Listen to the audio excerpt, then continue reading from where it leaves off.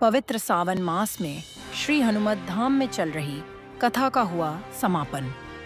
आपको बता दें कि सावन मास के मौके पर इस बार श्री हनुमत धाम सेवा समिति द्वारा शिव महापुराण कथा का आयोजन किया गया, जिसमें कथावाचक आचार्य सूरज प्रकाश अरोड़ा जी हरियाणा वालों के श्रीमुख से श्रद्धालुओं ने अमृतमय कथा का रसपान किया। कथा के दौरान ब्रह्मा विष्णु महेश, शिव पार्वती विवाह, हनुमान प्रसंग, गणेश कार्तिकेय, नारद एवं 12 ज्योतिर्लिंगों आदि का सरल सहज अमृतमय व्याख्यान किया गया।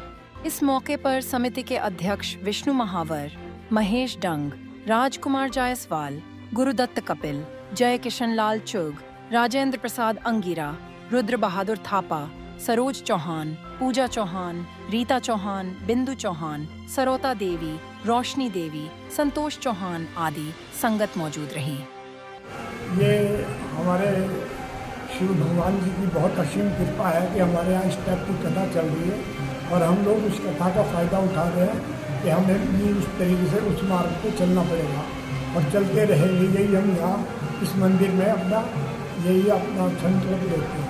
धन्यवाद। देखिए, हम परलोक के बारे में तो सोचते ही हैं कि हमारा अगर बार बार जन्म हो तो किसी अच्छे कुल में हो, जहाँ पर जो है धार्मिक पर्यावरण हो और उस पर्यावरण में हम अपना भगवान का ध्यान करते रहें, क्योंकि भगवान का जो ध्यान है वही कल्याण करने वाला है। वैसे मुझे जो है कथा करने में बहुत आनंद मिलता है, मुझे बहुत अच्छा लगता है, इसलिए मैं कथा करता हूँ। जब कोई श्रोता नहीं भी होते ना तो मैं अपनी कथा लेके बैठ जाता हूँ।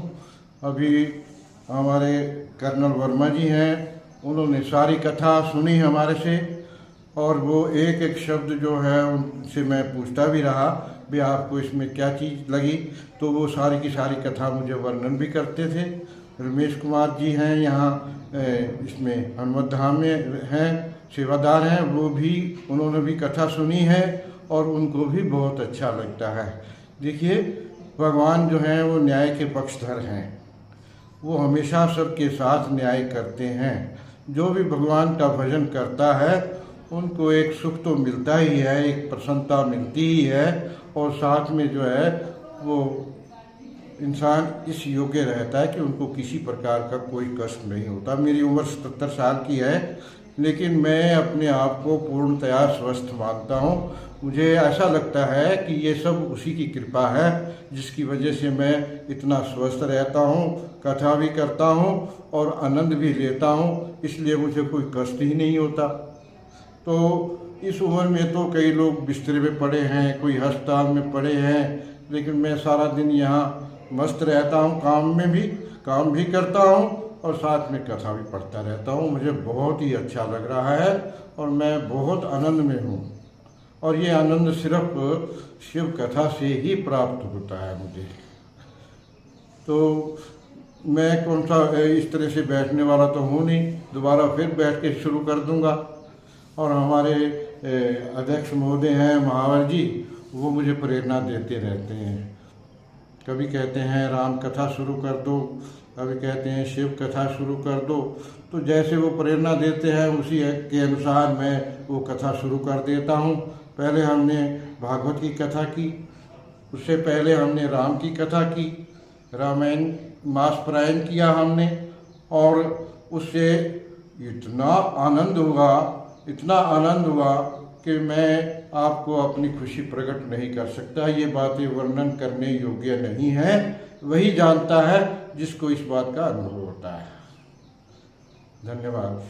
उन्होंने भगवान शिव की आराधना की है और वो आराधना जो है उनकी सफल हुई है।